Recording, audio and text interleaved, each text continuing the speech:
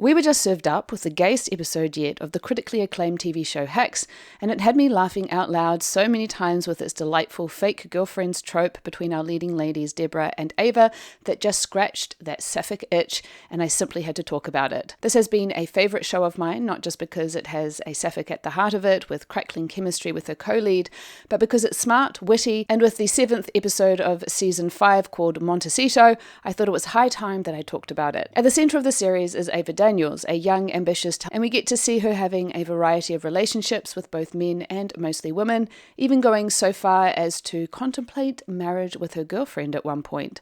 But the real and true emotional heart of this show is this profound relationship she develops with Deborah Vance, an iconic comedian staring down the barrel of irrelevancy. Deborah has a long-running residency in Las Vegas. She's amassed wealth and has fierce fans. However, her career has plateaued, and after losing valuable stage slots to a younger act, Deborah is pressured by her manager to refresh her material and suggests another client of his, Ava Daniels, who recently got cancelled for an offensive tweet and is now unable to find work in Hollywood. Neither women want to work together, but ultimately agree to give it a go.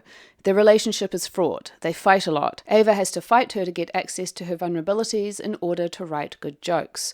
We see them go on tour as they build new and fresh material for a comedy special. We see them aim their sights on hosting a late-night show. And in the final season, we see them push for a sold-out show at Madison Square Garden. Through it all, we get to see these two brilliant, difficult women form a relationship that is volatile, yes, and this forms the central conflict of the show, but also a friendship that promises to not just change their careers, but to challenge and ultimately change who they are as people. I, of course, was most certainly reading something into the relationship.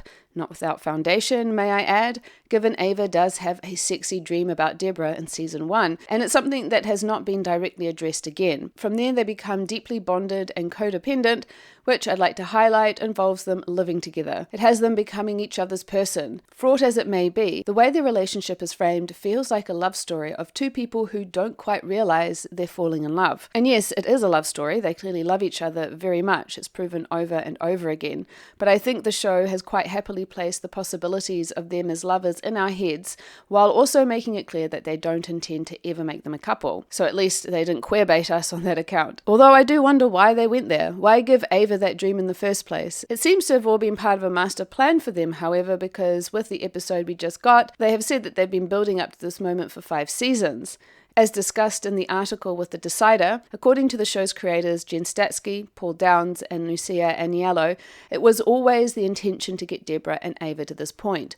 We've been talking about it for so long, Aniela says, of having Ava and Deborah lock lips in the show. What I want to know is to what end? Is it to show how these two are platonic soulmates? I guess the finale will help to contextualize it, but if any of you have any theories, do let me know in the comments. Now, I'm all for the lesbian episode regardless of why. It was delightful and perhaps my favourite episode of the entire series. While Ava is bisexual, Deborah is decidedly not. So they had to create a scenario under which Deborah would willingly submit to fake dating Ava.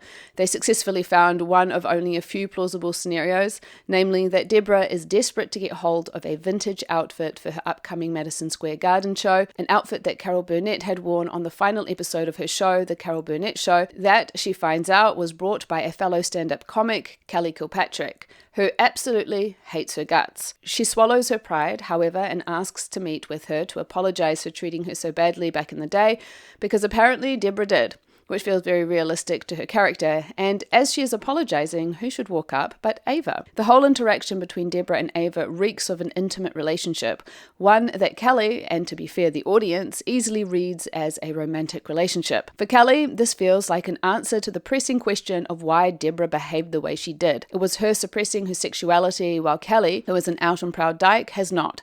It was jealousy. Believing Deborah is in the family means she wants to smooth over their discord, and so she then invites her and Ava to come and spend the weekend with them, and Deborah, wanting the jumpsuit so much, plays along with the ruse, which is such a Deborah thing to do. This is the perfect comedic setup for the rest of the episode to unravel. The natural intimacy that Deborah and Ava have means that without even trying, they come off as a believable pair. They don't even have to outright lie about what's happened in their relationship, right down to how they met. In fact, everything that Ava describes is how it went down, with the small omission that they weren't set up to date, but to work together. It's the same for when they were fighting, because Ava knows Deborah is keeping a secret from her, and it all reads as a lover's spat. They're barely having to pretend. The fake dating with a side of there was only one bed trope is masterfully employed here and provides so much scope for tension and drama. There is the goal, Deborah wanting the jumpsuit, which ensures she's going to submit to the circumstances in a way she never would in any other scenario. Ava is perfectly placed to take her passive-aggressive feelings out on Deborah through the fake relationship because of Deborah's secret, which hurts her because she's fought so hard to be let in. This leads to Ava making outrageous comments about their sex lives. It leads to Ava asking for a kiss in front of their hosts, and I won't lie, I was squealing. But the show takes things deeper than that. While there is so much scope for comedy in having Deborah so uncomfortable at how Ava is taking advantage of the power dynamic, the episode is underpinned with the very real love that these two women have for each other. While Kelly and her wife Monica might be misconstruing the true nature of their relationship, they are understanding the dynamic correctly, and I thought it was so brilliant to use the fake dating trope to highlight that. Ultimately, Deborah and Ava do come clean, even if that could mean losing out on getting Carol Burnett's outfit, and in my favourite twist of the episode, neither Kelly nor Monica believe them because after everything they've seen, it was impossible for them to see them as anything but married. It's a fun reversal on the perpetual tendency for history to assume two women who were clearly together to be labelled as roommates. This episode felt like a pretty big swing. The show had been aware of the Evora fans since the first season, but as they have said, they spent a long time carefully developing the show with an end already in mind, so they weren't going to change their leads dynamic due to fan pressure.